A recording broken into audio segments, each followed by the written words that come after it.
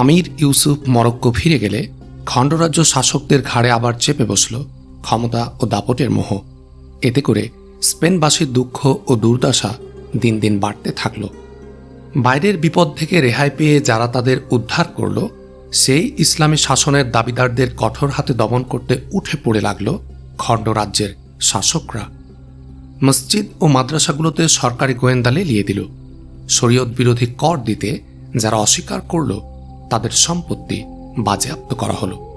এরপর শাসকরা কালো টাকা ছড়িয়ে নিজ নিজ রাজ্যে সরকারের দালাল একদল আলেম সংগ্রহ করল।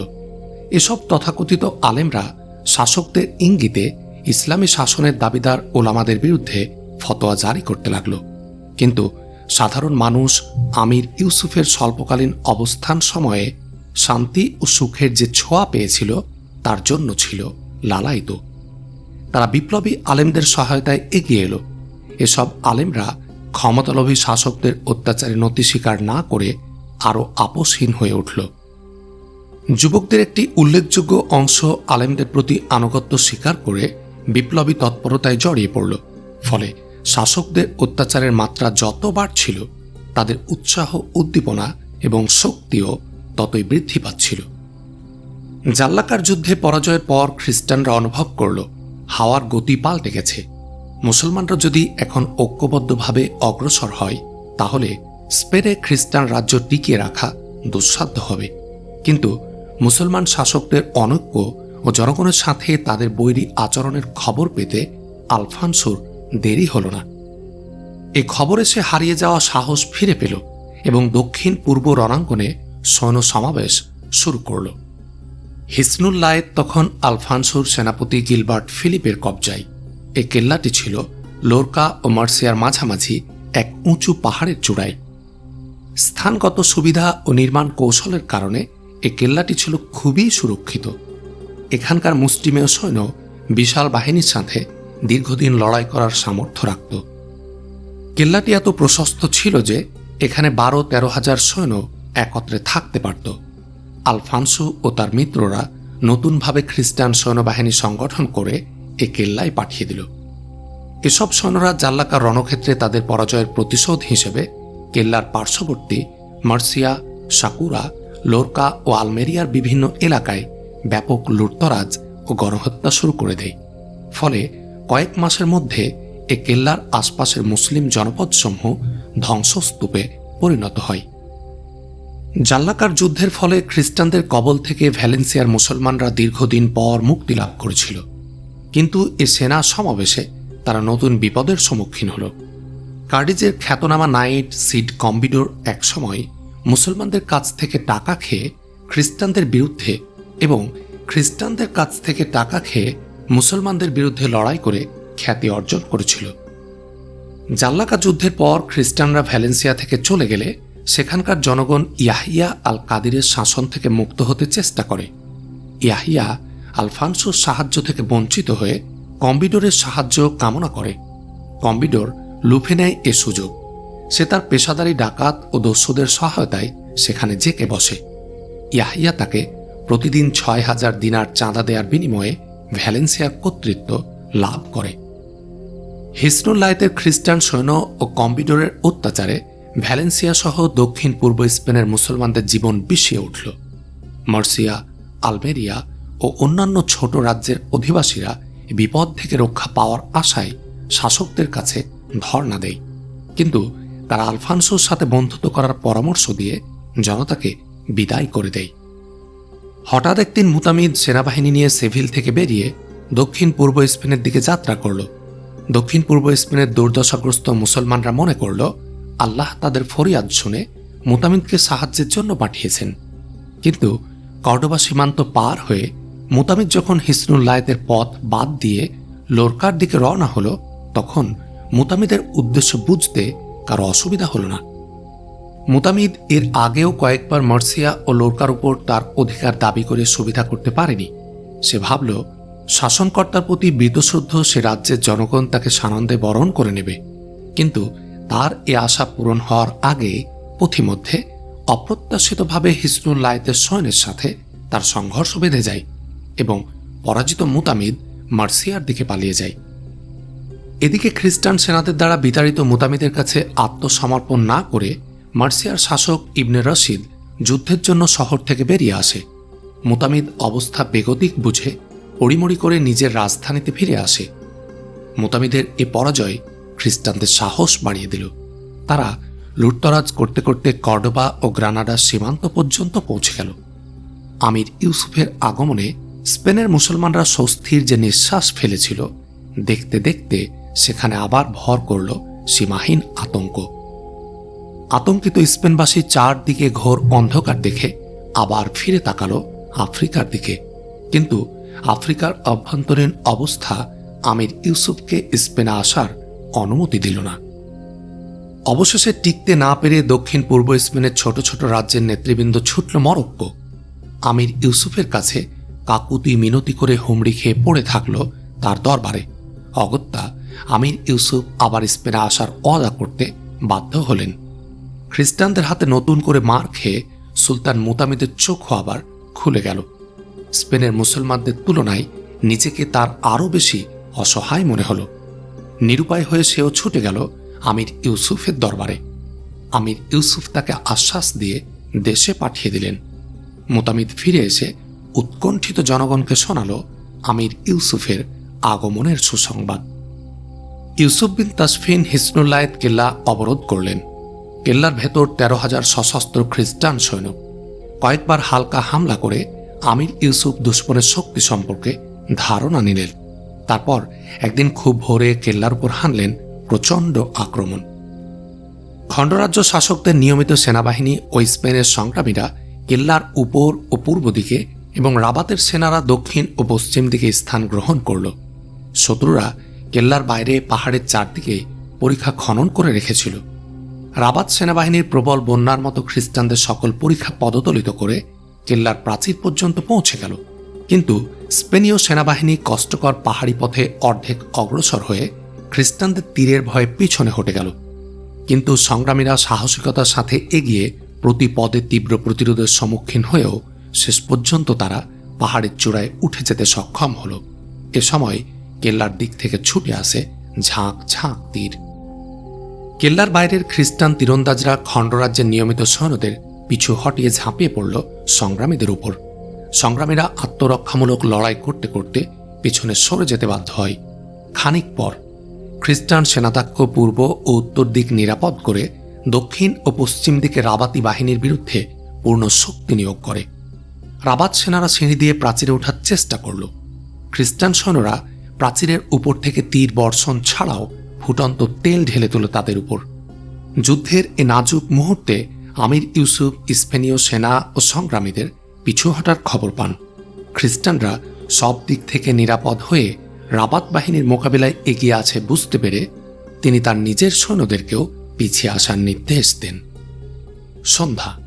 খণ্ডরাজ্যের শাসকরা একের পর এক আমির ইউসুফের কাছে এসে সাফাই পেশ করতে লাগল। প্রত্যেকে আলাদা আলাদাভাবে আমির ইউসুফের সামনে নিজেকে নির্দোষ প্রমাণ করার চেষ্টা করল। মুতামিদ বলল, আমার সৈন্যরা ছিল সবার আগে, কিন্তু বাতলিউস, গ্রানাডা, আলমেরিয়া ও মার্সিয়ার সেনারা পিছু হটায় আমার সৈন্যরা পিছু হটতে বাধ্য হয়। বাতালিউসের সুলতান সব দোষ চাপালো আলমেরিয়ার সৈন্যদের উপর।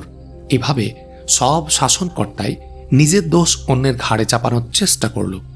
আমির ইউসুফ সবার কথা শুনে পরদিন বাদ জোহর তাদেরকে তার তাঁবুতে দেখা করতে বললেন। প্রত্যেকেই মনে করেছিল, যাক, আবার তাহলে অন্যদের দোষী প্রমাণ করার একটা মৌকা মিলল। কিন্তু পরদিন তারা আমির ইউসুফের তাঁবুতে এসে পড়ল এক বিপাকে। প্রত্যেকেই মনে করেছিল আমির ইউসুফ শুধু তাকেই দাওয়াত করেছে, কিন্তু এসে দেখল স্পেনের সব শাসনকর্তাই সেখানে উপস্থিত। ফলে পরনিন্দা ও নিজেকে নির্দোষ প্রমাণের সুযোগ বঞ্চিত হয়ে সবাই হতাশ হয়ে পড়ল। তাদের সেই হতাশা পেরেশানিতে পরিণত হল যখন সেখানে এসে পৌঁছল সংগ্রামী নেতৃবৃন্দ। কারণ ওরা পিছিয়ে যাওয়ার পরও সংগ্রামীরা অনেক দূর পর্যন্ত এগিয়ে গিয়েছিল। কারুকাজ করা নরম গদিতে বসতে অভ্যস্ত শাসকরা আজ বসেছিল মামুলি কাঠের চেয়ারে। তবে এজন্য তাদের দুঃখ ছিল না। তারা উসখুস করছিল ভর মজলিসে না জানি কোনো অনাহত পরিস্থিতিতে পড়তে হয়। ইউসুফ বিন তাসফিনের আগমন অপেক্ষায় তারা সকলেই অধীর হয়ে তাকিয়েছিল তাঁবুর প্রবেশ পথের দিকে। আমির ইউসুফ শয়নকক্ষ থেকে মোলাকাতের তাঁবুতে প্রবেশ করলেন। তার চলার পথে রেশমের গালিচা বিছানো ছিল না, দরবারীদের সতর্ক করার জন্য ছিল না কোনো নকিব। তবুও তার মধ্যে ব্যক্তিত্বের যে তেজ, কমলতা ও গভীরতা ছিল, তার সামনে খণ্ডরাজ্যের শাসকরা ছিল বড়ই নিষ্প্রভ ও ম্লান। এই সেই লোক যে খিজরা দ্বীপে এক বৃদ্ধার দুঃখে অভিভূত হয়ে অশ্রুভেজা কণ্ঠে বলেছিলেন, মাগো, আমি তোমার হারানো পুত্র। সেই দয়াদ্র ব্যক্তি আজ খণ্ডরাজ্যের শাসকদের সামনে হাজির হলেন ভয়ঙ্কর বিভীষিকা হয়ে।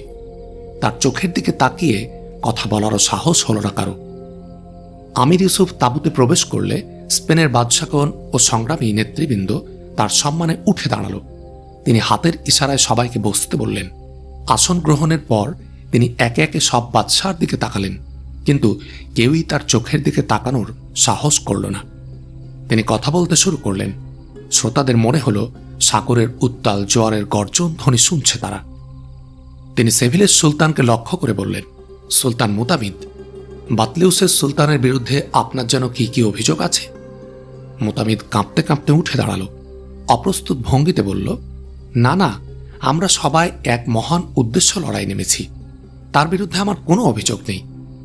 আমির ইউসুফ বাতালিউসের সুলতানকে বললেন, আপনার কোনো অভিযোগ আছে তার বিরুদ্ধে? জি না, কোনো রকমে পেরেশানি দমন করে জবাব দিল বাতালিউসের সুলতান। আমির ইউসুফ গ্রানাডার শাসনকর্তাকে লক্ষ্য করে বললেন, আমির আবদুল্লাহ, গতকালের বিপর্যয়ের জন্য কে দোষী বলে আপনি মনে করেন? আমির আবদুল্লাহ ব্যতিব্যস্ত হয়ে উঠে দাঁড়াল, কিন্তু তার মুখ থেকে কোনো কথা বের হল না। আমির ইউসুফ অন্যান্য শাসকদের দিকে তাকিয়ে বললেন, আপনারা যদি কেউ কারো বিরুদ্ধে কোনো নালিশ করতে চান তবে আমি শুনব। আছে কারো কোনো নালিশ? খণ্ডরাজ্যের শাসকরা একে অন্যের দিকে তাকালো, কিন্তু কেউ কোনো কথা বলল না। সবাই মাথা নত করে বসে রইল। আমির ইউসুফ কিছুক্ষণ নীরবে তাদের দেখলেন, তারপর বললেন, আপনারা সামনাসামনি একে অন্যের বিরুদ্ধে কথা বলতে ভয় পান, কিন্তু আপনাদের দিলে যদি সামান্য আল্লাহর ভয় থাকত তাহলে আজ স্পেনের এই দুর্গতি হতো না। আমি জানি আপনাদের প্রত্যেকের অন্তর অন্যের বিরুদ্ধে ঘৃণা ও বিদ্বেষে ভরা, কিন্তু লোকলজ্জা ও কপট ভদ্রতা আপনাদের সে বিষ ঢেকে রেখেছে। আফসোস, এতটুকু লজ্জা ও ভদ্রতা যদি আপনারা আল্লাহকে দেখাতে পারতেন। আপনারা যখন যুদ্ধক্ষেত্র থেকে পালাচ্ছিলেন তখন সেখানে কি ঘটেছিল আমি দেখিনি, কিন্তু আল্লাহ তাআলা সব কিছুই দেখেছেন। আল্লাহর কাছে আপনারা নিরপরাধ হলে আমার কাছ থেকে সাফাই গাওয়ার দরকার হতো না আপনাদের। আপনারা সকলেই অন্যের ঘাড়ে দোষ চাপানোর চেষ্টা করেছেন। আপনাদের কথাগুলো এক করলে মানে দাঁড়ায় আপনারা সকলে এজন্য দায়ী। গতকাল আপনারা যা বলেছেন আর আজ যা বললেন তাতে আপনাদের মিথ্যাচার আরেকবার প্রমাণিত হল। আপনারা প্রত্যেকেই অন্যকে দায়ী করে নিজেকে নির্দোষ বলেছেন, কিন্তু এখন আপনাদের সবার চেহারায় খেলা করছে সীমাহীন অপরাধবোধ। আমি আপনাদের কোনটাকে সত্য বলে ধরব, গতকালের কথা নাকি আজকের আপনাদের এই চেহারার লেখা?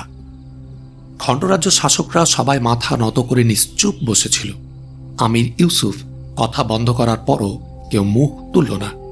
কিছুক্ষণ চুপচাপ বসে থাকার পর আমির ইউসুফ সংগ্রামী বাহিনীর সালারকে ডেকে বললেন, আব্দুল মুনিম, আপনি তো রণক্ষেত্রে ওদের সাথে ছিলেন। আপনার এই সম্মানিত সুলতানদের আপনি অনেক আগে থেকেই জানেন, চেনেন। এদের মধ্যে কে দোষী আর কে নির্দোষ তা কি আপনি আমাকে বলে দিতে পারেন? আব্দুল মুনিম দাঁড়িয়ে বললেন, মোহতারাম আমির, আক্রমণের সময় আমাদের দৃষ্টি ছিল পাহাড়ের চূড়ার দিকে। সে চূড়ায় পৌঁছার আগ পর্যন্ত পেছনে ফিরে দেখার অবকাশ আমাদের ছিল না।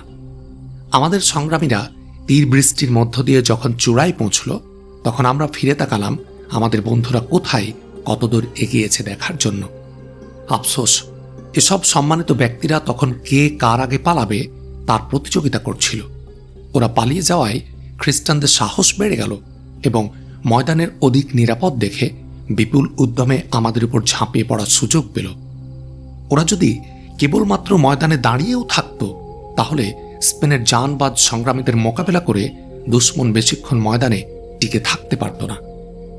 আমির ইউসুফ বললেন, ওরা যখন পালাচ্ছিল তখন নিশ্চয় দুশ্মন ওদের পেছনে ধাওয়া করে তাড়িয়ে নিয়ে যাচ্ছিল। জি না, ওরা যে আর ময়দানে দাঁড়াবে না দুশ্মন এ ব্যাপারে নিশ্চিত হয়ে ওদের পিছু না নিয়ে আমাদের উপর চড়াও হয়। মুতামিদ বলল, উনি ঠিক বলেননি। দুশ্মনের প্রচণ্ড হামলার মুখে আমরা পিছু হটতে বাধ্য হই। গ্রানাডার সুলতান বলল, আমার সেনাদল গ্রানাডার সংগ্রামীদের ডান পাশে ছিল। আমরা খ্রিস্টান তীরন্দাজদের উপর হামলা করেছিলাম বলেই আব্দুল মুনিম চূড়া পর্যন্ত পৌঁছে যাবার সুযোগ পাই। মোতামিদ বলল, অন্যান্য রাজ্যের সৈন্যরা পালিয়ে গেলে আমার বাহিনী নিরুপায় হয়েই সকলের শেষে স্থান ত্যাগ করেছে। হাসান ইবনে আব্দুল মুনিম আমাদের পাশে থেকে সংগ্রামী বাহিনী পরিচালনা করছিল। আপনি তাকে জিজ্ঞেস করে দেখতে পারেন। আহত হাসানের হাতে পট্টি বাঁধা, সে ছিল এক কোণে। বলল, আমি সাক্ষী দিচ্ছি, আলমেরিয়ার সংগ্রামীরা বীরের মতো লড়াই করেছে। তবে সুলতান মুতামিদ অন্যের দেখাদেখি পিছু না হটলে আমরা এত বেশি ক্ষতির সম্মুখীন হতাম না। আমি ভেবেছিলাম আলমেরিয়ার সংগ্রামীদের দৃঢ়তা দেখে ওরা আবার ফিরে আসবে। আমি আমির মুতামিদের নিয়তের উপর হামলা করছি না, তবে এ কথা বলতে পারছি না যে তার সিদ্ধান্ত নির্ভুল ছিল। হাসানের কথা শুনে বিভিন্ন খণ্ডরাজ্যের 7-8 জন শাসনকর্তা একসাথে দাঁড়িয়ে গেল। আমির ইউসুফ হাত ইশারায় তাদের বসতে বললেন। এ নিয়ে আর কথা বাড়াবাড়ির দরকার নেই। আমি জানি তরবারির চেয়ে আপনাদের মুখের ধার অনেক বেশি। জাল্লাকার বিজয়ের পর আমার যে তিক্ত অভিজ্ঞতা হয়েছে তাতেই আমি বুঝেছি স্পেনের অযোগ্য শাসকদের হাতে আমি আমার মুসলমান ভাইদের ছেড়ে যাচ্ছি। কিন্তু আজ আপনারা প্রমাণ করলেন আপনারা শুধু অযোগ্যই নন, কুচক্রী এবং কাপুরুষও। মুতামিদ মিনমিন করে এর প্রতিবাদ করার চেষ্টা করল। আমির ইউসুফ তার জবাবে বললেন, আমি জানি তোমাদের কান এ ধরনের তিক্ত কথা শুনতে অভ্যস্ত নয়। নিকৃষ্ট চরিত্রের অধিকারী হয়েও তোমরা উৎকৃষ্ট নাম পছন্দ করো। তোমরা অযোগ্য না হলে দুশ্মনরা স্পেন জয়ের কল্পনাও করতে পারত না। কুচক্রী না হলে ইসলামের শাশ্বত পথ ছেড়ে কখনো গোমরাহির অন্ধগলিতে পা বাড়াতে না। তোমাদের জানা থাকা উচিত, ইসলামের ছায়াতলে দাঁড়ালেই কেবল কুফুরির তুফান থেকে আত্মরক্ষা করা যায়। জাল্লাকার বিজয়ের পর তোমরা ইসলামের পথে ফিরে আসবে এবং ইসলাম বিরোধী সকল আইন কানুন বাতিল করবে বলে আমার কাছে ওয়াদা দিয়েছিলে। কিন্তু তোমরা কি করেছ? যারা ইসলামী আইনের দাবি তুলেছে তাদের কঠোর হাতে দমন করেছ। শরীয়ত বিরোধী কর বসিয়েছ জনতার উপর। যারা সে কর দিতে অস্বীকার করেছে তাদের সহায় সম্পত্তি বাজেয়াপ্ত করেছ। তোমাদের এ দুষ্কর্মের ফল আজ ভোগ করছ তোমরা। জাল্লাকার রণক্ষেত্রে খ্রিস্টানদের চরম বিপর্যয় দেখে তোমরা ভাবতেও পারোনি আলফানসু আবার মাথা তুলে দাঁড়াবার সাহস করবে। কিন্তু সে তোমাদের মতো অথর্ব নয় বলে আজ হিসনুল্লাহতে তোমরা তার নতুন এক বাহিনীর মুখোমুখি হতে বাধ্য হয়েছ। অন্যদিকে জাল্লাকার রণক্ষেত্রে তোমাদের সৈন্যরা যে বীরত্ব ও উদ্দীপনা নিয়ে লড়াই করেছিল, তোমাদের শয়তানি খপ্পরে পড়ে তারা সে উদ্যম হারিয়ে ফেলেছে। সেদিন স্পেনের মুসলমানরা তোমাদের সমর্থন করেছিল, কারণ তারা তোমাদেরকে ইসলামের সপক্ষ শক্তি মনে করেছিল। আজ জনসাধারণ তোমাদের বিপক্ষে স্লোগান দেয়, কারণ তারা ইসলামের সাথে দুশ্মনির ব্যাপারে আলফানসু ও তোমাদের মধ্যে কোনো পার্থক্য খুঁজে পায় না। জাল্লাকার প্রান্তরে স্পেনের বিভিন্ন এলাকা থেকে 8,000 সংগ্রামী সমবেত হয়েছিল। আজ তাদের সংখ্যা কমতে কমতে 2,500-এ ঠেকেছে, কারণ তারা তোমাদের পতাকাতলে সমবেত হয়েছিল সংগ্রামের প্রেরণা নিয়ে। কিন্তু সেই প্রেরণা তোমরা নিঃশেষ করেছ নিজের হাতে। তোমাদের আচরণ, তোমাদের কাজ দেখে তারা নিশ্চিত হয়েছে হিসনুল্লাহতে তোমরা বিজয়ী হলেও তার সুফল তোমাদের মর্মর প্রাসাদেই সীমাবদ্ধ থাকবে, কিন্তু নিরন্ন জনতার কুটিরে তার কোনো ছোঁয়া লাগবে না। তোমরা যে গাছের ফল খাও নিজের হাতে সে গাছের শিকড় কাটো, যে মহলে বাস করো সে ঘরে আগুন লাগাও নিজের হাতে। তোমাদেরকে আহাম্মক ও কুচক্রী ছাড়া আমি আর কি বলতে পারি? তোমরা কাপুরুষ না হলে আজ শহীদের রক্তে রঞ্জিত হিসনুল্লাহ থাকত মুক্ত ও স্বাধীন। যদি জানতাম তলোয়ারের সামনে বুক পেতে না দিয়ে পিঠ দেখাবে, তাহলে আমার বাহিনী দিয়েই কেল্লার চারদিক ঘেরাও করতাম। হিসনুল্লাহের জয় করার জন্য একদল ভীরু ও কাপুরুষকে সঙ্গে নিতাম না। যারা যুদ্ধের মাঠে পিঠ দেখায় তাদের সাথে মৈত্রীর বন্ধন রাখার কোনো যৌক্তিকতা দেখি না আমি। আমার দরকার হাসি মুখে দুশ্মনের তীরের সামনে বুক ফুলিয়ে দাঁড়াতে পারে এমন কিছু সংগ্রামীর। ইনশাআল্লাহ হিসনুল্লাহত আমি জয় করব। আল্লাহর রাস্তায় আমি যে পা বাড়িয়ে দিয়েছি তা কখনো পিছনে টেনে নেব না। আমি তোমাদের সামনে ওয়াজ করতে আসিনি, লড়াই করতে এসেছি। তোমরা যদি আলফানসুকে আল্লাহর চেয়ে বেশি ভয় করো তাহলে আমার সাথে আসার কোনো দরকার নেই। ময়দানে যারা পিঠ দেখায় তাদের আমি সহ্য করতে পারি না। ইচ্ছা করলে তোমরা ময়দান ছেড়ে যেতে পারো, আমি তাতে বাধা দেব না, কিন্তু ময়দানে গিয়ে আমার শত্রুতা কেনা তোমাদের জন্য বুদ্ধিমানের কাজ হবে না। আমির ইউসুফ থামলে বাতলিউসের শাসনকর্তা দাঁড়িয়ে বললেন, অনুতপ্ত অপরাধীকে যদি আপনি ক্ষমার যোগ্য মনে করেন, তাহলে আমি আপনার পতাকা তলে দাঁড়িয়ে লড়াই করার জন্য নিজেকে পেশ করছি। আর যদি শাস্তি দিতে চান, তাও আমি মাথা পেতে নেব, এই আশায় যে হয়তো এতে আমার পাপ কিছুটা হলেও স্খলন হবে।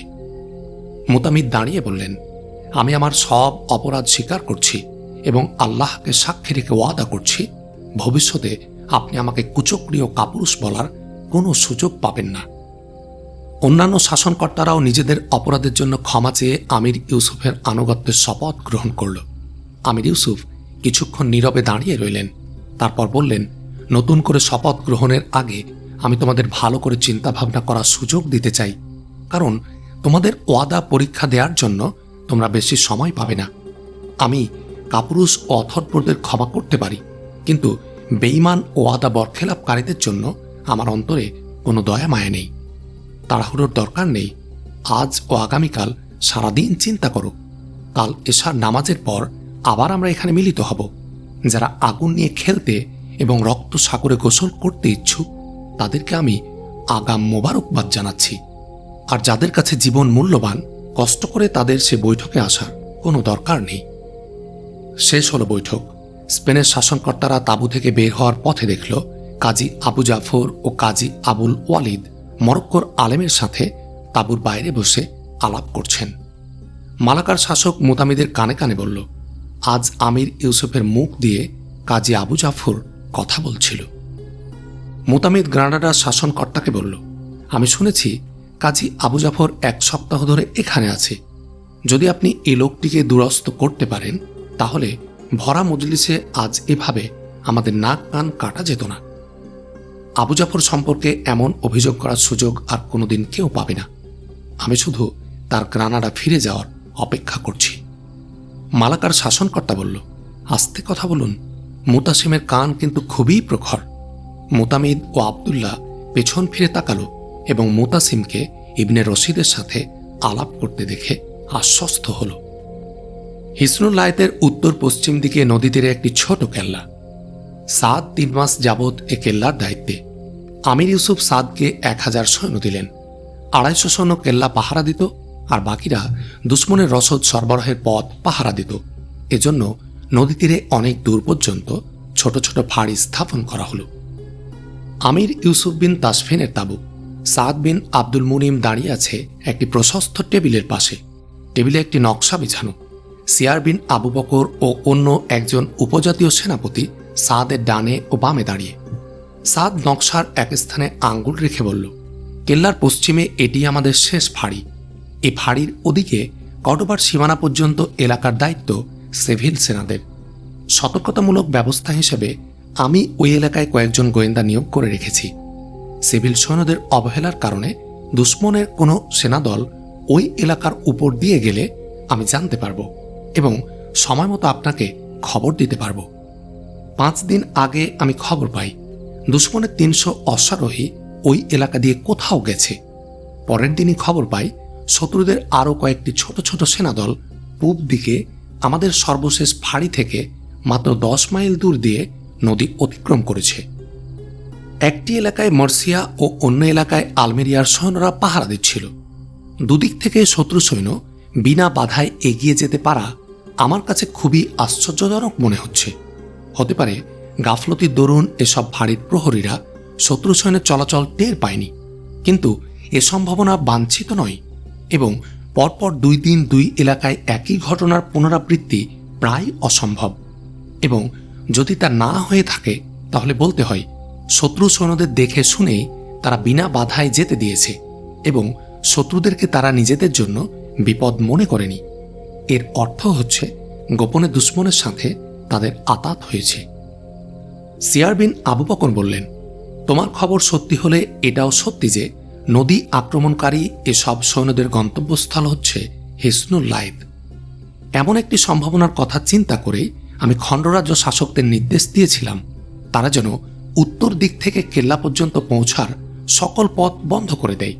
কিন্তু এ পর্যন্ত দুশ্মনের নতুন কোনো সেনাদল কেল্লায় পৌঁছেছে এমন খবর পায়নি। আপনি খবর না পাওয়ার কারণ আছে। খণ্ডরাজ্যের সৈন্যরা নির্বিঘ্নে দুশ্মনকে কেল্লায় ঢুকতে সহায়তা করেছে, কারণ আমার গোয়েন্দারা আমাকে কোনো মিথ্যে খবর দেয়নি। আমির ইউসুফ জিজ্ঞেস করলেন, তুমি আরও কিছু বলবে, না তোমার কথা শেষ হয়েছে? জি না, আমার আর কোনো বক্তব্য নেই। তাহলে তুমি জলদি ফিরে যাও। তোমাকে আরও 500 সৈন্য দিচ্ছি। এরা মার্সিয়া, আলমেরিয়া ও সেভিলের সেনাদের সাথে মিলেমিশে দূর এলাকার ফাঁড়িগুলো পাহারা দেবে। তাছাড়া আশপাশের পাহাড়ে শত্রু সৈন্য লুকিয়ে আছে কিনা তাও তারা খুঁজে দেখবে। অবরোধ দীর্ঘস্থায়ী হওয়ায় খণ্ডরাজ্য শাসকদের মাথায় আবার শয়তান ভর করেছে কিনা আল্লাহ মালুম। তারা কিছুটা শিথিল হয়ে গেছে ঠিক, তবে একেবারে দুশ্মনের সাথে আতাতের মতো দুঃসাহস করেছে বলে বিশ্বাস করতে পারছি না। তুমি নিজের জায়গায় খুবই সতর্ক থাকবে। অচিরে আমি শত্রুদের ওপর চূড়ান্ত আঘাত হানব। 2 দিন আগেই তোমাকে খবর দেব। আক্রমণের দিন প্রত্যেক সীমান্ত ফাঁড়ি থেকে সেনাদের এখানে পাঠিয়ে দেবে। তবে তুমি ওখানেই থাকবে, কারণ ওই কেল্লাটি খুবই গুরুত্বপূর্ণ এবং তার প্রতিরক্ষার জন্য তোমার চাইতে নির্ভরযোগ্য আর কেউ নেই আমার কাছে। এখন আর এখানে দেরি করো না, তাড়াতাড়ি বেরিয়ে পড়ো। ভোর। এক উপজাতীয় সালার আমির ইউসুফের তাঁবুতে ঢুকে বললেন, হে আমির, কাজী আবু জাফর আপনার সাথে দেখা করতে এসেছেন। তিনি কখন এলেন? এখনই, নিয়ে এসো তাকে। সালার বেরিয়ে যেতে কাজী আবু জাফর তাঁবুতে ঢুকলেন। আমির ইউসুফ মুসাফা করতে করতে বললেন, আপনি এ কয়দিন কোথায় ছিলেন? কাজী আবু জাফর মৃদু হেসে বললেন, আজরাইলের ঘরে। ইউসুফ বিন তাসফিন অবাক হয়ে বললেন, মানে? গ্রানাডা পৌঁছে আমি গ্রেফতার হয়ে গিয়েছিলাম। আপনি গ্রেফতার হয়েছিলেন? বলেন কি? কিন্তু আমি তো এর কিছুই জানতে পারিনি। আব্দুল মুনিমও আমাকে কিছুই বলেননি। কাজী আবু জাফর বললেন, আব্দুল মুনিম নিজেই তো সারাটা জীবন কারাগারে কাটালো, অথচ পরিবারের লোকজন তিনি কোথায় আছেন জানা তো দূরের কথা, তিনি যে বেঁচে আছেন তাই জানত না। এখানে কয়েদিদের খবর যেন বাইরে যেতে না পারে, সেজন্য সরকার খুবই হুঁশিয়ার থাকে। আমি কর্ডোবার এক ওলামা সম্মেলন থেকে গ্রানাডা পৌঁছি। ইচ্ছে ছিল 2 দিন থাকব, কিন্তু এশার নামাজ পড়ে মসজিদ থেকে বাড়ি যাওয়ার পথে গ্রেফতার হয়ে যাই। নিশ্চয় আবদুল্লাহর হুকুমে আপনাকে বন্দী করা হয়? জি, তিনি আমাকে মৃত্যুদণ্ড দিয়েছিলেন। তার মায়ের হস্তক্ষেপে আমি এ যাত্রা বেঁচে গেলাম। আপনি কতদিন বন্দী ছিলেন? প্রায় 1.5 মাস। বাকি সময় আপনি কোথায় ছিলেন? আপনি তো 2 মাসেরও অধিক সময় ধরে নিখোঁজ। আমি সেভিল, কর্ডোবা, বাতলিউস, গ্রানাডা এবং আরও কিছু শহর ঘুরে এসেছি। সেসব শহরের শীর্ষস্থানীয় আলেমদের সাথে কথা বলেছি। তারা সবাই এ বিষয়ে একমত যে বর্তমান অবস্থায় স্পেনকে খণ্ডরাজ্য শাসকদের কবল থেকে উদ্ধার করা ফরজ। কাজী আবু জাফর পকেট থেকে একটি কাগজ বের করে আমির ইউসুফের হাতে দিয়ে বললেন, দেখুন, এখানে বিশিষ্ট আলেমদের ফতোয়া রয়েছে। এরা সবাই স্পেনের মশহুর আলেম। দ্বীনি জ্ঞান, প্রজ্ঞা, পরহেজগারি ও তাকওয়ার জন্য এরা স্পেনের সমস্ত আলেমদের শ্রদ্ধাভাজন। স্পেনের অন্যান্য খ্যাতনামা আলেমদের ফতোয়াও 2-1 দিনের মধ্যে পেয়ে যাবেন আপনি। এছাড়া মিশর, সিরিয়া, আরবের মুফতিদের ফতোয়া আনার জন্য লোক পাঠিয়ে দিয়েছি। মরক্কোর ওলামায়ে কেরামও আমাদের এ ফতোয়া সমর্থন করেছেন। কাগজটি ফিরিয়ে দিয়ে আমির ইউসুফ বললেন, আপনি অযথা এত কষ্ট করেছেন। আমি আপনাকে আগেও বলেছি, রাজ্য জয়ের ইচ্ছায় আমি স্পেনে আসিনি। আমার মাকসাদ স্পেনকে খ্রিস্টানদের কবল থেকে মুক্ত করা। আমার এই ইচ্ছা পূরণ হলে আমি দেশে ফিরে যাব। আমি স্বীকার করি, খণ্ডরাজ্য শাসকরা বদ এবং অযোগ্য। হাজারো দোষ রয়েছে তাদের চরিত্রে, কিন্তু তাই বলে আমি আপনাদের ফতোয়ার সাহায্য নিয়ে নিজের ওয়াদা লঙ্ঘন করতে পারি না। হিসনুল্লাহতে কুফুরি শক্তিকে নির্মূল করতে পারলে স্পেনে আমার আরাধ্য কাজ শেষ হবে। এরপর খণ্ডরাজ্য শাসকদের সংশোধন করা, সংশোধিত না হলে ক্ষমতাচ্যুত করা আপনাদের কাজ, আমার নয়। কাজী আবু জাফর বললেন, আপনাকে ক্ষমতায় বসানোর জন্য কোনো অজুহাত তৈরির উদ্দেশ্যে এ ফতোয়া জারি করা হয়নি। আমাদের ব্যক্তিগত ক্ষোভ বা ঈর্ষার কারণেও আমরা এ ফতোয়া দিইনি। এসব শাসকরা ইসলাম থেকে এতটাই দূরে সরে গেছে যে এদের বরদাস্ত করলে আমাদের ঈমান আর অক্ষত থাকে না। তারা সংবিধান থেকে ইসলাম বিরোধী আইন কানুন বাতিল করতে রাজি নয়। ভোগবিলাসে তারা এতটাই মত্ত হয়ে গেছে যে তাদের অন্তরে আল্লাহর ভয় বলে কোনো কিছু অবশিষ্ট নেই। সম্পদের মোহ তাদের বেপরোয়া করে তুলেছে। এই সম্পদের জন্য তারা জনগণের উপর এমন সব কর ধার্য করছে যা ইসলাম অনুমোদন করে না। তারা শরীয়তের বিধি নিষেধের তোয়াক্কা করছে না। নৈতিকতার বিচারে ওরা মানুষ নামের অযোগ্য। দুশ্মনের তরবারি মাথার উপর এলে তারা ইসলাম বিপন্নে জিকির তোলে। সে তরবারি একটু দূরে সরলে ইসলামের কথা আর তাদের মনে থাকে না। যে ইসলাম তাদেরকে জাল্লাকার প্রান্তরে অনিবার্য ধ্বংস ও বরবাদির হাত থেকে বাঁচালো, বিজয়ের পর সে ইসলামী হয়ে দাঁড়ালো তাদের শত্রু। স্পেনের বিভিন্ন প্রান্ত থেকে যেসব সংগ্রামীরা ছুটে এসে রক্ষা করেছিল তাদের, বিজয়ের পর তাদেরকেই ধরে ধরে কারাগারে নিক্ষেপ করল এসব দুরাচাররা। যারাই ইসলামী শাসনের দাবি তুলল তাদের জন্য খুলে দিল কারাগারের দরজা। এক মহান আদর্শের জন্য জাল্লাকার প্রান্তরে রক্ত দিয়েছিল ইসলামের সেবকরা, কিন্তু এ শাসকরা জাল্লাকার সেই সব বীর শহীদদের কবরের উপর বাইজি নাচাচ্ছে আর শরাব পান করছে। হিসনুল্লাহতে নতুন বিপদ দেখা দেয় তারা আপনার শরণাপন্ন হয়েছে, কিন্তু তারা তাদের অতীত অপরাধের জন্য মোটে অনুতপ্ত হয়নি। যদি জনগণ বাধ্য না করত তবে এতটুকুও তারা করত না। আপনার হয়তো জানা নেই, সুলতানরা আপনাকে আমন্ত্রণ না করলে স্পেনের বিভিন্ন শহর ও গ্রাম থেকে জনপ্রতিনিধিরা আপনার কাছে যাওয়ার জন্য প্রস্তুতি গ্রহণ করেছিল। সুলতানরা জানত আপনি জনগণের ডাকে সাড়া না দিয়ে পারবেন না, আর জনতার ডাকে আপনি স্পেনে এলে শাসনকর্তাদের জন্য তা বিপদের কারণ হবে মনে করে তারা মুতামিদকে আপনার কাছে পাঠিয়েছিল। আপনি এটাও জানেন, এ শাসকদের কারণেই হিসনুল্লাহতের গত অভিযান আমাদের সফল হয়নি। তাদের বিরুদ্ধে আমাদের সকল অভিযোগ যদি মিথ্যাও প্রমাণিত হয়, তবু যুদ্ধক্ষেত্রে তারা যে বিশ্বাসঘাতকতা ও কাপুরুষতা প্রদর্শন করেছে তার শাস্তি থেকে তাদের আপনি রেহাই দিতে পারেন না। আমির ইউসুফ বললেন, সেদিনের দুঃখজনক ঘটনার জন্য আমি তাদের সাথে খুবই কঠোর ব্যবহার করেছি। তারা ক্ষমা চেয়ে ওয়াদা করেছে ভবিষ্যতে এ ধরনের কিছু করবে না। আমি ইচ্ছে করে অবরোধ দীর্ঘায়িত করেছি, তবে শীঘ্রই আবার আক্রমণ চালাব। আমি আপনাকে নিশ্চয়তা দিচ্ছি, এবার যদি ওরা বিশ্বাসঘাতকতা করে তবে তাদের ভাগ্যে আর ক্ষমা জুটবে না, কিন্তু আপনি আমাকে দিয়ে স্পেন জয়ের স্বপ্ন দেখবেন না। শুনেছি সেভিল ও গ্রানাডার সুলতান চলে গেছে। আমার বিশ্বাস অন্যান্য শাসকরাও তাদেরই অনুসরণ করবে। আল্লাহ যদি আমাদের মুক্তির ফায়সালা করে থাকেন, তাহলে আপনার এ মনোভাব পাল্টাবার পরিবেশও তিনিই সৃষ্টি করে দেবেন। তারা আমার অনুমতি নিয়েই গেছে। তাদের সেনাবাহিনীও এখানেই রয়েছে, তাই তাদের সম্পর্কে খারাপ ধারণা করা ঠিক হবে না। আমির, ভুল আমরাই করেছি। বছরের পর বছর ধরে খণ্ডরাজ্য শাসকদের সম্পর্কে যে তিক্ত অভিজ্ঞতা আমাদের হৃদয়ে গাঁথা ছিল, তাদের একদিনের মিষ্টি কথায় আমরা তা ভুলে গিয়েছিলাম। নইলে আপনি যখন দুশ্মনকে পরাজিত করে স্পেনের আভ্যন্তরীণ ব্যাপারে হস্তক্ষেপ করবেন না বলে ঘোষণা দিয়েছিলেন, তখনই আমাদের প্রতিবাদ করা উচিত ছিল। যাক, আপনি অবশ্যই এসব সুলতানের সম্পর্কে সতর্ক থাকবেন। আমি এখন ফিরে যাচ্ছি, তবে বিশ্বাস নিয়েই যাচ্ছি, আবার যখন আমাদের দেখা হবে তখন স্পেনের ভবিষ্যৎ নিয়ে আমাদের মধ্যে চিন্তার কোনো অমিল থাকবে না। আমির ইউসুফ দাঁড়িয়ে কাজী আবু জাফরের সাথে মুসাফাহ করতে করতে বললেন, আপনি এই দোয়া কেন করছেন না? আবার যখন আমরা মিলিত হব তার আগেই খণ্ডরাজ্য শাসকরা হেদায়েতের পথে এসে যাবে। কাজী আবু জাফর বললেন, বুড়ো হয়েছি তো, আকাশ কুসুম স্বপ্ন দেখার সাহস খুবই কম। আমির ইউসুফের হুকুম পেয়ে সাআদ ইবনে আব্দুল মুনিম হিসনুল্লাহতে চূড়ান্ত আঘাত হানার জন্য 1000 সৈন্য পাঠিয়ে দিল। বাকি 500 সৈন্যের 40 জনকে কেল্লায় পাহারা রেখে অবশিষ্টদের নদী তীরের ফাঁড়িগুলোতে মোতায়েন করে দিল।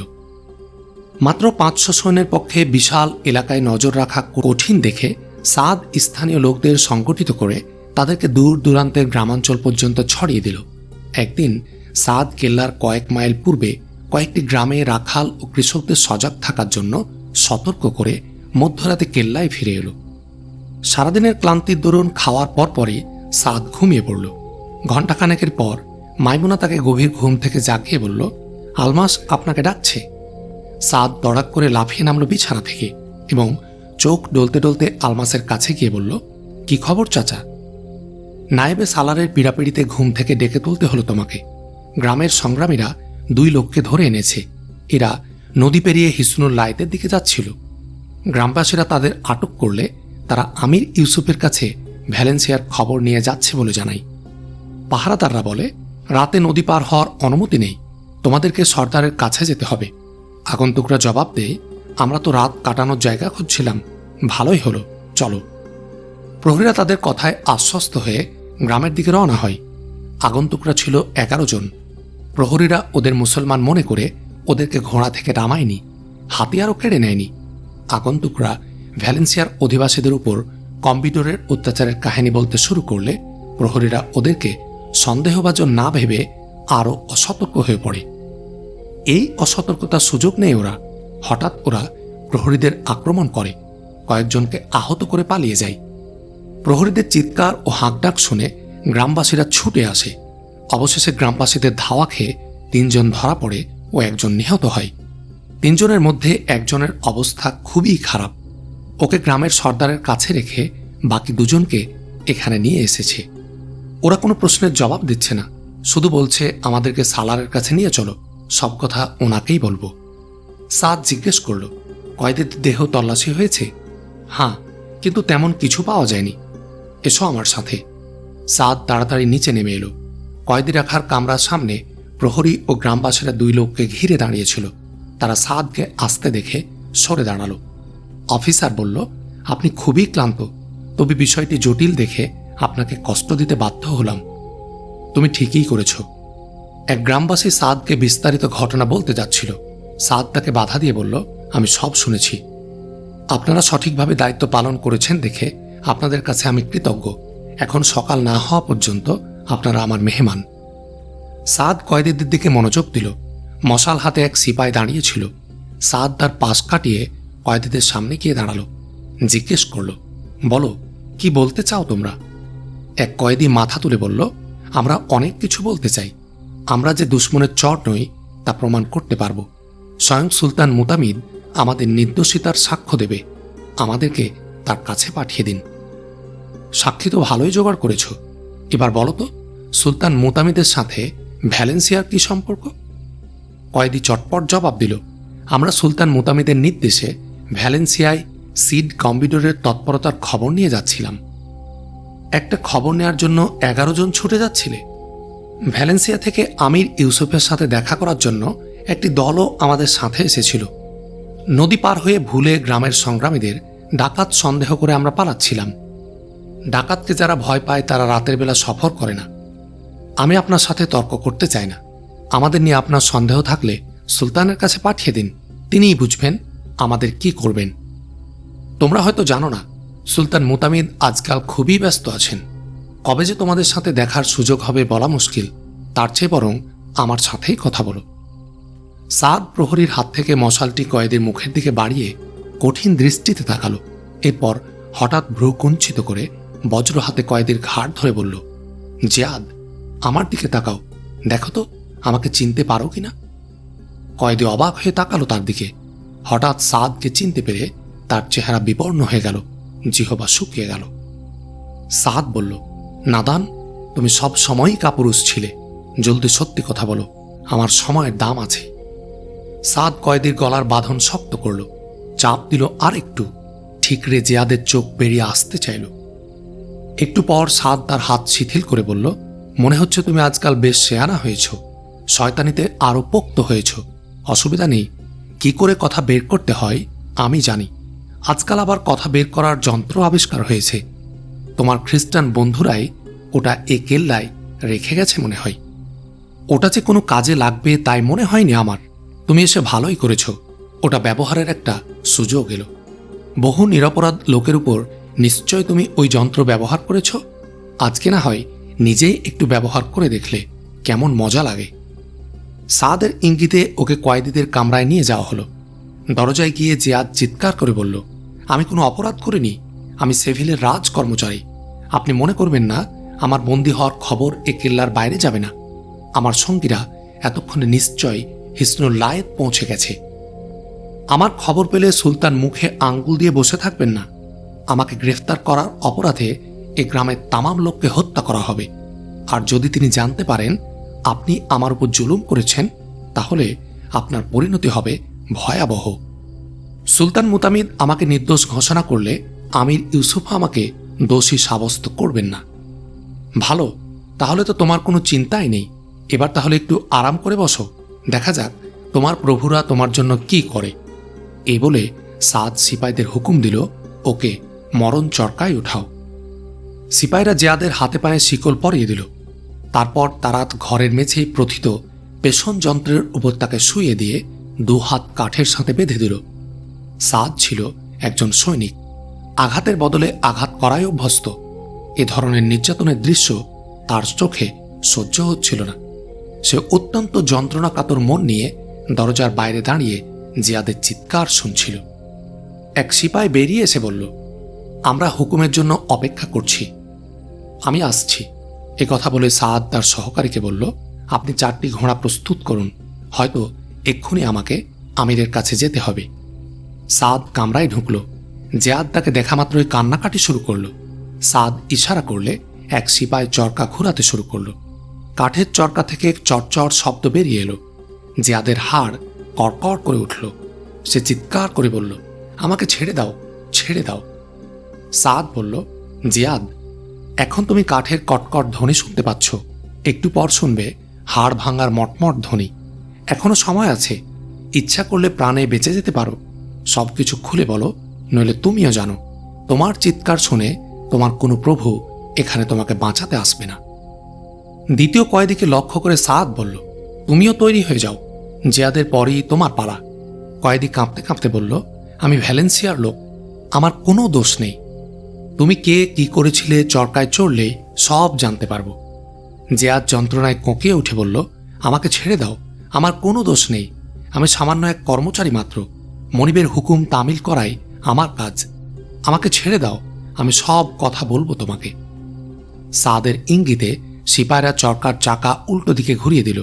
জিয়াদের যন্ত্রণা কিছুটা কমল। সাদ বলল, তাড়াতাড়ি বলো, এটাই তোমার শেষ সুযোগ। আপনি আমাকে হত্যা করবেন না, ওয়াদা করুন, আমি সব বলছি। আমি এখনই তোমার সাথে কোনো ওয়াদা করতে পারবো না, আগে সব খুলে বলো আমাকে। যদি আমি এমন কোনো ভয়াবহ বিপদের খবর দেই যা আপনার কল্পনার অতীত, তাহলেও। সাদ কিছু বলতে যাচ্ছিল, এমন সময় সহকারী সালার হন্তদন্ত হয়ে কামরায় ঢুকল, সাথে এক অচেনা লোক। ঢুকেই সহকারী সালার বলতে শুরু করল, ইনি সেই গ্রামের সর্দার। কয়েদিদের নিহত সঙ্গীর দেহ তল্লাশি করে তিনি একটি কাগজ পেয়েছেন। সাদ জিজ্ঞেস করল, কোথায় সে কাগজ? সর্দার পকেট থেকে কাগজটি সাদের দিকে এগিয়ে দিয়ে বলল, স্বেচ্ছাসেবকরা আপনার কয়েদিদের নিয়ে আসার পর আমি তাদের আহত সঙ্গীর দেহ তল্লাশি করি, কিন্তু কোনো কিছু পাওয়া যায়নি। তারপর আমার খেয়াল হলো নিহত ব্যক্তিরও দেহ তল্লাশি হওয়া দরকার। তার পকেট থেকে এ কাগজটি পেয়ে আমি ওটা আপনার কাছে পৌঁছানো জরুরি মনে করলাম। সর্দারের কথার দিকে সাদের মনোযোগ ছিল না। সে এক মনে মশালের কাছে দাঁড়িয়ে কাগজটি পড়ছিল, আর প্রতি মুহূর্তে তার চেহারার রং পাল্টে যাচ্ছিল।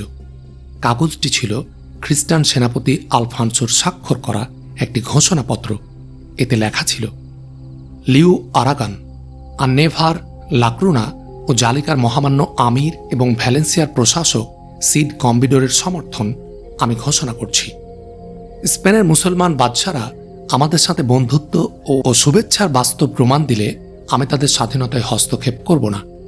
আমি লক্ষ্য করছি আফ্রিকার হানাদার বাহিনী বন্ধুত্বের মুখোশ পরে স্পেনের মুসলমানদের আজাদি হরণের চেষ্টা করছে। আমি জানি তারা মুসলমান শাসকদের ক্ষমতাচ্যুত করতে পারলে আমাদের স্বাধীনতায়ও হস্তক্ষেপ করতে প্রয়াস পাবে। তাই আমি মনে করি খ্রিস্টান মুসলমান বিবাদ ভুলে বিদেশি হানাদারদের হাত থেকে স্পেনকে বাঁচানো আজকে সময়ের দাবি। আমি ক্রুসের নামে কসম করছি, স্পেনের খণ্ডরাজ্য শাসকরা নিজেদের আজাদি রক্ষার জন্য একতাবদ্ধ হলে আমিও আমার মিত্ররা তাদের সাথে কাঁধে কাঁধ মিলিয়ে বৃহত্তর স্পেনের আজাদি রক্ষার শেষ মুহূর্ত পর্যন্ত লড়াই করে যাব। একটি মৈত্রী চুক্তির শর্তাবলী নির্ধারণ করার জন্য আমি স্পেনের খণ্ডরাজ্য শাসকদের সাথে বৈঠকে বসতে ইচ্ছুক। হিসনুল লায়েত সম্পর্কে আমার প্রস্তাব আমার প্রতিনিধি আপনাদের বিস্তারিত জানাবে। ঘোষণাপত্রটি পড়া শেষ হলে সাদ জিয়াদের দিকে তাকালো, বলল, এখন তোমার থলেতে নিশ্চয় আর এমন কোনো খবর নেই যা দিয়ে তুমি আমাকে চমকে দিতে পারবে। তবু তোমাকে আমি কিছু প্রশ্ন করতে চাই। সময় নষ্ট না করে ঠিক ঠিক জবাব দিলে তোমার প্রতি যদি আমার করুণা জাগে তবে হয়তো তোমার জীবন বেঁচেও যেতে পারে, কিন্তু ভুল জবাব দিচ্ছ বুঝতে পারলে তোমার রেহাই নেই। আমির ইউসুফের কাছে তোমাকে পেশ করলে পরিণতি কি হবে আমি বলতে পারবো না। জিয়াদ বলল, আমি আপনার সকল প্রশ্নের সত্য সঠিক জবাব দেব। প্রথমে বলো, নিহত ব্যক্তির পরিচয় কি? সে শাহজাদা রশিদের বিশেষ উপদেষ্টা। আলফানসোর সাথে তোমাদের কোথায় দেখা হয়েছে? ভ্যালেন্সিয়ার পশ্চিম সীমান্তের এক কেল্লায়। তোমার এ সাথীর পরিচয় কি? ইনি মালাকার আমিরের প্রতিনিধি। তোমাদের দলনেতাকে? শাহজাদা রশিদ। সে কি পালিয়েছে? হ্যাঁ। গ্রামের সর্দারের কাছে আটক আহত ব্যক্তিটিকে? উনি গ্রানাডার আমিরের প্রতিনিধি। এ ষড়যন্ত্রে কে কে জড়িত? প্রায় সকল খণ্ডরাজ্য শাসকরাই এ ষড়যন্ত্রে জড়িত। অবশ্য যে বৈঠকে আলফানসোর কাছে প্রতিনিধি দল পাঠানোর সিদ্ধান্ত নেওয়া হয়, সে বৈঠকে আলমেরিয়া, মার্সিয়া ও বাতলিউসের কোনো প্রতিনিধি ছিল না। তবে আমির ইউসুফের উপর তারাও আমাদের মতোই ক্ষুব্ধ। তোমরা আলফানসোর কাছে আগে মৈত্রী প্রস্তাব দিয়েছ, নাকি আলফানসো তোমাদের কাছে আগে প্রস্তাব পাঠাই? আমরা। হিসনুল্লাহ সম্পর্কে আলফানসো কি প্রস্তাব দিয়েছে? তিনি প্রস্তাব দিয়েছেন, রাবাত বাহিনী স্পেন ত্যাগ করলে তিনি এ কেল্লা থেকে তার সৈন্য প্রত্যাহার করে নেবেন। খণ্ডরাজ্য শাসকরা সরাসরি রাবাতিদের বিরোধিতা করার সাহস না পেলে তারা যদি কেল্লার উপর আমির ইউসুফের আক্রমণের সময় নিজেদের সৈন্য নিষ্ক্রিয় রাখে, তাহলেও তিনি তার ওয়াদা পালন করবেন। সাদ সহকারীকে বলল, আমি গেলাম। আমির ইউসুফ শুক্রবার শেষবেলা আক্রমণের সিদ্ধান্ত নিয়েছেন।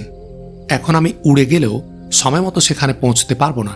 এতক্ষণে শাহজাদা রশিদ হয়তো খণ্ডরাজ্য শাসকদের কাছে আলফানসোর প্রস্তাব পৌঁছে দিয়েছে এবং আমি পৌঁছার আগেই যুদ্ধ চরম পর্যায়ে উপনীত হবে। যদি খণ্ডরাজ্যের শাসকরা বিশ্বাসঘাতকতা করে, তাহলে আমাদেরকে ভয়ানক বিপদের সম্মুখীন হতে হবে। দুশ্মন আমাদের বিরুদ্ধে পূর্ণ শক্তি নিয়োগ করবে।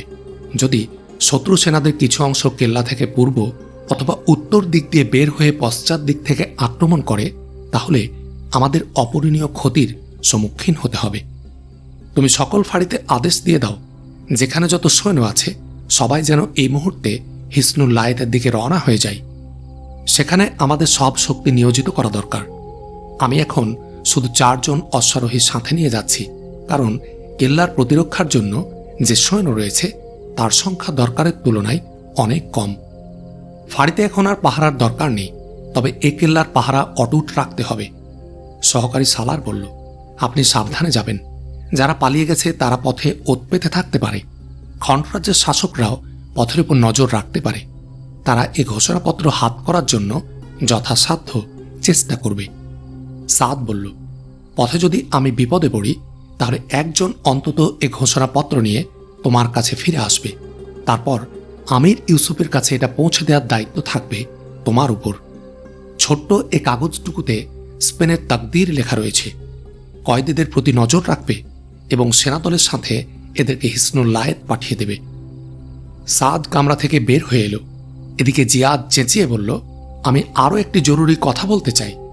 সাদ ফিরে গিয়ে বলল, হ্যাঁ, জলদি বলো। আলফানসো বলেছেন, খণ্ডরাজ্য শাসকরা যদি নীরব ভূমিকা পালন করে, তবে 4 দিনের ভেতর আরও 15,000 সৈন্য নিয়ে সে হিসনুল্লাহে রওনা হবে। এসব সৈন্যরা ভ্যালেন্সিয়ার দক্ষিণ পূর্ব সীমান্তে এখান থেকে প্রায় 40 মাইল দূরে অবস্থান করছে। সাদ বেরিয়ে যেতে যেতে আলমাসকে বলল, চাচা, এ কেল্লা মারাত্মক হুমকির সম্মুখীন। তুমি মাইমুনাকে সাথে নিয়ে সৈন্যদের সাথে হিসনুল্লাহে চলে আসবে। খবরদার, আমার কথার যেন 19-20 না হয়।